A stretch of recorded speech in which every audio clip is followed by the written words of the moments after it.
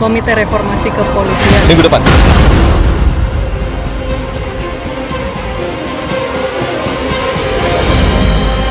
Ya, transformasi dari dalam sampai keluar untuk perbaikan yang sebaik-baiknya, yang bermanfaat bagi bangsa dan negara. Siapapun boleh saja kemudian mau memperbaiki asal semangatnya sama untuk kebaikan bangsa dan negara.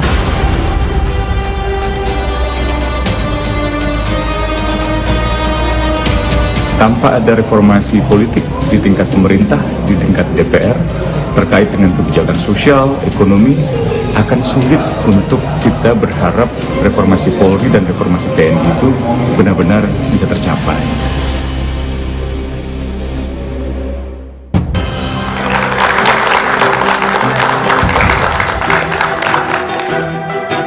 Selamat malam.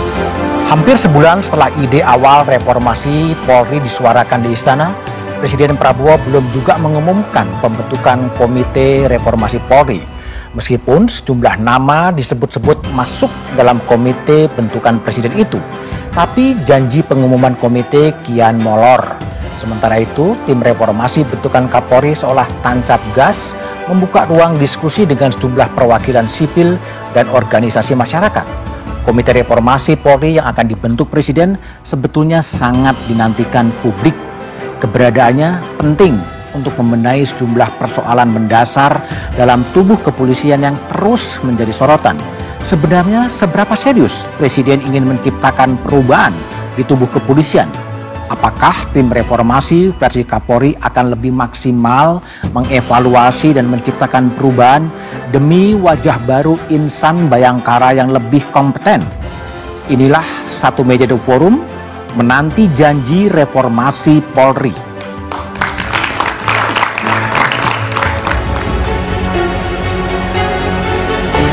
Teka-teki Komite Reformasi Polri yang direncanakan Presiden Prabowo Subianto mulai menunjukkan titik terang. Sinyal Presiden akan segera mengumumkan dan melantik anggota Komite Reformasi Polri disampaikan Mensesnek Prasetyo Hadi.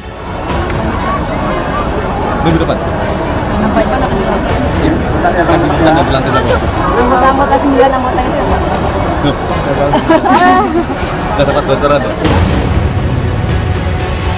DPR menyambut baik akan segera terwujudnya Komite Reformasi Polri. Anggota Komisi 3 DPR dari fraksi Partai Nasdem, Rudianto Lalo berharap komite bentukan Presiden ini mampu merumuskan permasalahan Polri hingga bisa optimal dibenahi. Karena kita berharap Presiden segera, kalau memang ada niat untuk membentuk Komite Reformasi Polri, untuk kemudian tim yang dibentuk ini apa yang dirumuskan, pemetaannya seperti apa yang menjadi kekurangan, apa yang menjadi aspirasi publik.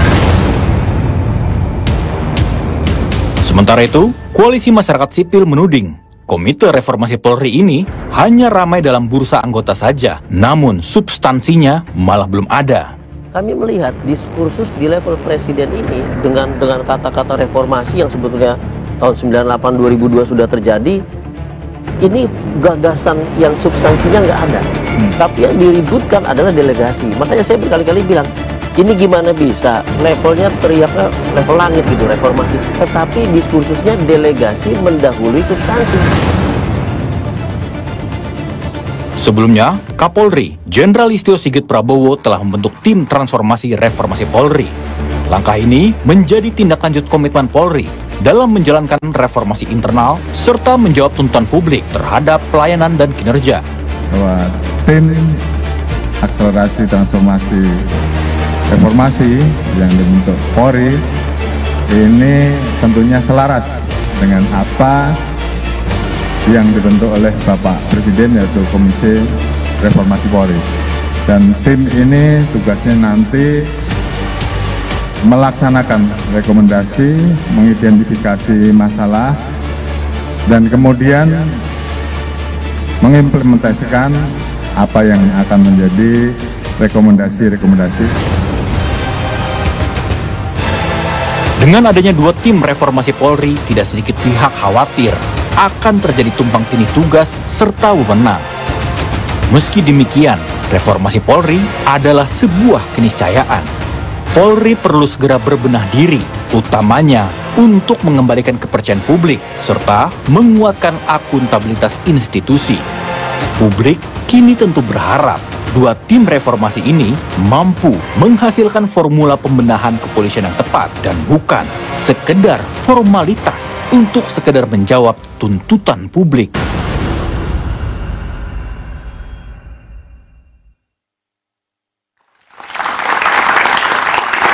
Menanti janji reformasi Polri adalah tema Satu Meja The Forum malam ini. Telah hadir di studio Komisaris Jenderal Purnawiran Ito Sumardi, Pak Ito, Ketua Penasihat Ahli Kapolri.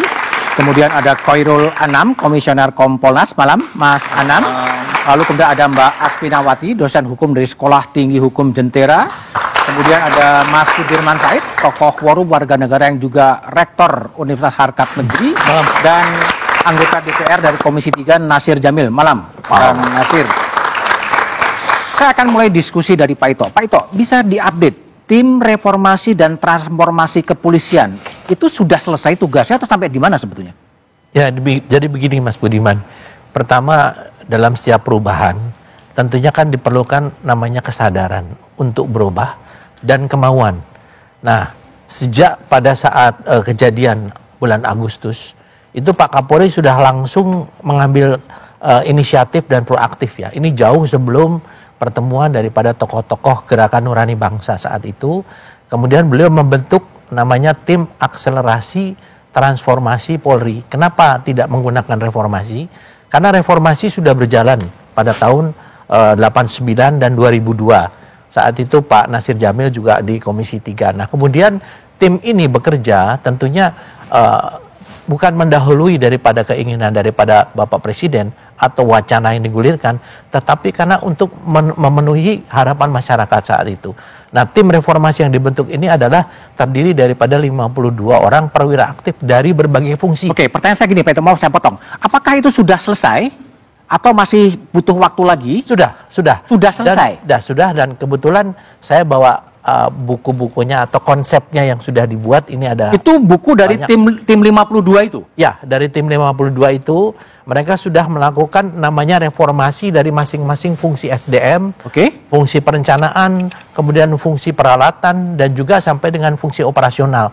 Nah, 52 itu didampingi selama ini oleh penasihat ahli Kapolri masing-masing bidang fungsi sesuai dengan bidang ilmu yang terkait ya saat. Artinya tim reformasi sudah menyusun hasilnya buku tebal itu. Ya, ini semuanya sudah dibuat ini. Nah, sekarang sudah dibuat dalam buku kecil ya, buku kecil yang namanya do and don't. Do itu adalah apa yang harus dilakukan, don't itu apa yang tidak boleh dilakukan. Misalnya apa Pak? Yang paling konkret gitu? Ya, misalnya penampilan.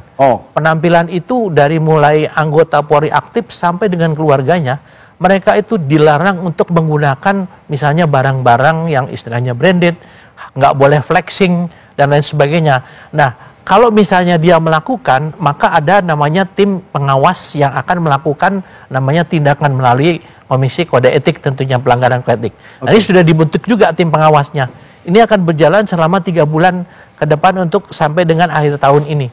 Sehingga ini yang sudah dilakukan oleh Polri jauh sebelum ada wacana untuk dibentuknya komite. Jadi artinya gini, tim transformasi sudah menyelesaikan tugasnya. Sudah. Ya? Dan itu sudah disebarkan kepada anggota. Sudah disebarkan ke seluruh anggota, kemudian dilakukan pada saat itu juga langsung dipimpin Pak Kapolri melalui Zoom. Pada Mas Anam sebagai Kompolnas mengikuti juga perkembangan dari tim reformasi atau polisi yang sudah selesai sebetulnya pekerjaannya. Iya, kami mengikuti 2 tim ini. Satu tim memang di internal kepolisian, satunya yang mau dibentuk oleh Pak Presiden. Kalau yang tim internal kepolisian kami memang ngawasi gitu ya. Ngawasi apanya? Prosesnya. Prosesnya termasuk juga beberapa item penting. Misalnya soal bagaimana pengawasan. Ya, baik pengawasan internal maupun pengawasan eksternal. Lah, kalau pengawasan eksternal misalnya yang dilakukan oleh Kompolnas, bagaimana momentum saat ini menjadikan Kompolnas jauh lebih efektif, jauh lebih independen. Nah, itu juga ada diskusi di situ dan penerimaan rekan-rekan kepolisian terhadap efektivitas kerja dari Kompolnas, karena tidak semua bisa terbuka ya. Ada, kalau misalnya ngomong wilayah, tidak semua happy dengan adanya Kompolnas, tapi bagaimana dengan komitmen Kompolnas yang lebih efektif. Nah, itu yang sedang kami juga lakukan. Baik. termasuk juga di internal Kompolnas juga bikin diskusi juga dengan Tapi berbagai diskusi-diskusi itu buat apa ya kemudian ya, kalau nggak dirasakan oleh publik ya? Lah, pertama memang kami memastikan bagaimana persepsi soal independensi Kompolnas. Oh, gitu. Jadi kami ngajak. Jadi polisi mereform, Kompolnas mereform dirinya sendiri gitu ya? Iya dong. Harus momentum ini harus juga dipahami sebagai momentum reformasi Kompolnas agar Kompolnas jauh lebih independen. Karena karakternya susah kalau mau independen. Ya, oke, baik, Bang Nasir. Sebagai pengawas kepolisian, ya, lembaga kontrol dari pemerintah gitu. Apa yang Anda baca? Pak Prabowo mengatakan akan membentuk komite reformasi, Pak Prasetyo Adi mengatakan minggu depan ya minggu-minggu ini, tapi sampai sekarang belum juga terbentuk. Baik, jadi Mas Budiman sebelum sampai segitu saya mau misalnya mau tanya sama Mas Budiman ini. Misalnya Mas Budiman itu beli peci atau ada peci, ketika dipakai di kepala pecinya kekecilan. Nah, yang mau kita perbaiki pecinya atau kepalanya? Pecinya? Nah, pecinya kan, bukan kepalanya kita kecilin, tapi pecinya lah yang kita besar. Emang yang mau dikecilin siapa? Ini bukan soal kecil atau besar, tapi ini persoalan mengubah. Analoginya kan mengecilkan apa yang mau dikecilkan? Ya, jadi kita ingin, ada keinginan mengecilkan kepolisian. Ya, tadi salah satunya kan yang disampaikan oleh Pak Ito, bagaimana penampilan-penampilan itu dikecilkan sehingga kemudian tidak dibesar-besarkan, dan itu pun sebenarnya bukan menjawab masalah juga sebenarnya. Iya. Nah, oleh karena itu saya katakan, kalau kami melihat bahwa sebenarnya sejak 98 sudah ada reformasi, semacam roadmap kepolisian. Tapi ada 98, bahkan waktu itu diawali dengan semacam buku biru reformasi di kepolisian. Lalu ada grand strategi, ya kan? Bagaimana cita-cita kepolisian itu menjadi organisasi berkelas dunia, kan itu harapannya. Oh iya. Kan itu kan. Nah, tapi kan kemudian dalam perjalanannya ada masalah. Dan kemudian puncaknya adalah ketika kemarin ada semacam Prahara Agustus, lalu kemudian ada keinginan Presiden membentuk komite. Pada intinya apa yang dilakukan oleh kepolisian dengan tim transformasi reformasi yang dilakukan oleh Presiden misalnya, itu kan dua saja, mengevaluasi dan mengubah. Ya, itu bukan tugas DPR ya? Ya, kita mengawasi kebijakan. Oh, mengawasi. Ya, mengawasi. Jadi apa yang dievaluasi? Kalau menurut saya ada 5 yang dievaluasi. Ya, pertama status sipil, ya status. Jadi kan setelah dia berpisah, dia kan berarti non kombatan. Polisi ini non kombatan, dan itu memang sesuai dengan resolusi dan nilai-nilai universal. Ya, jadi seharusnya ketika dia menjadi institusi sipil, maka norma-norma di kepolisian itu sipil harus sesuai dengan kaidah-kaidah yang ada. Oke, tapi Bang Nasir sebelum jauh ke sana, pertanyaan saya, kenapa komite reformasi Pak Prabowo belum terbentuk? Nah, ini soalnya saya bukan orang istana. Tapi jangan-jangan memang, ya jangan-jangan masih ada hal yang mau disampaikan. Mungkin ada sesuatu yang barangkali agak kegagaman juga di istana ini, Mas Budiman. Sehingga kenapa publik menanti-nanti, ya kan, menanti-nanti kok belum datang atau belum tampak komite tersebut. Padahal sudah lama sekali. Sudah lama, didiskusikan gitu kan. terus. Jadi publik bertanya ini istana apa memang serius atau tidak? Oke, baik. Mas Dirman, ini kan berbicara soal momentum sebetulnya. Oh iya. 25-28 Agustus sebulan sudah berlalu gitu. Sampai sekarang sudah masuk bulan Oktober. Nggak ada yang berubah sebetulnya. Apa yang Anda baca? Menurut saya keadaan sudah mulai seperti business as usual gitu ya. Business as usual, jadi, normal kembali ya. Kesibukannya pemimpin negara itu sudah sampai pada seremoni, pelantikan pejabat segala macam. Tapi saya ingin merespon yang diceritakan Pak Ito tadi. Menarik sekali karena sebetulnya kesadaran dari polisi untuk berbenah itu sama dengan pengakuan bahwa ada masalah gitu. Itu menurut saya hal baik lah. Tetapi yang menarik adalah bagaimana mungkin persoalan yang begitu mendasar itu bisa dikatakan sudah selesai dalam waktu hampir sebulan, minggu gitu ya. Karena menurut saya begini, kita sebenarnya punya pengalaman yang sangat baik ketika mereformasi TNI.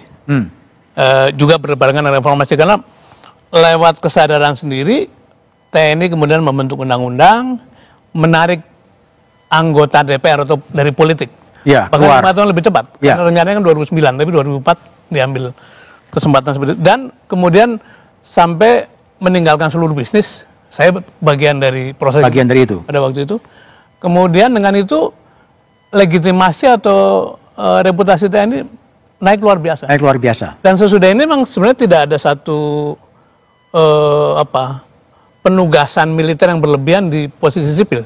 sampai kemudian muncul pemerintahan sekarang inilah. Nah, polisi sebaliknya itu seperti gagal mendetach kultur militerismenya. Gagal ya? Malah meng-copy paste gitu? Betul. Bahkan menurut saya memperoleh satu perlakuan istimewa dibuktikan dengan kenaikan budget yang luar biasa besar tuh. Jadi kalau kita lihat dari tahun 2000 menuju ke 2015 itu kenaikan personel memang hampir 2 kali lipat tuh. Tapi dari 2015 menuju 2025 sebetulnya naik hanya 60 ribuan, tetapi budgetnya naik 2 kali. Nah, di sini barangkali menjadi, itu saya ditampilkan di sana. Di sini barangkali menjadi pertanyaan, mengapa jumlah personelnya landai saja dalam 10 tahun terakhir, tapi budgetnya naik luar biasa. Ini menjadi sesuatu yang akhirnya mungkin apakah budgetnya berlebihan atau fungsinya diarahkan kepada hal-hal yang tidak sepatutnya gitu. Maka muncul kemenangan-kemenangan yang di luar tugas-tugas keamanan. Nah, kembali pada keterangan Jenderal Ito tadi, kita patut bertanya gitu, masalah segitu fundamental kok bisa diselesaikan hanya dengan menyelesaikan dokumen-dokumen. Karena menurut saya perubahan mendasar itu harus mencakup 3 hal minimal. Nomor 1 harus mencakup people, dari mulai leadership sampai pada orang-orang kuncinya. Tidak harus dibubarkan, tidak, tapi harus ada perubahan kultur. Barangkali sedang dimulai dengan tadi do and don'ts. Tapi yang penting adalah perubahan struktur dan kultur. Karena struktur itu akan berpengaruh pada perilaku, kultur juga begitu. Nah, perubahan kultur tidak mungkin dilakukan dalam setahun 2 tahun. Itu akan perlu waktu lama. Karena itu, yang disarankan oleh secara akademis adalah tidak mungkin orang dalam merubah sendirinya. Tidak mungkin itu. Seluruh perubahan fundamental, baik di perusahaan besar maupun institusi negara, selalu mendatangkan orang luar. Karena unsur luar itu menjadi katalis. Gitu. Aswin, apakah kita masih bisa berharap pada tim internal kepolisian maupun tim komite yang akan diumumkan oleh Presiden Prabowo? Tapi analisisnya setelah jeda berikut ini.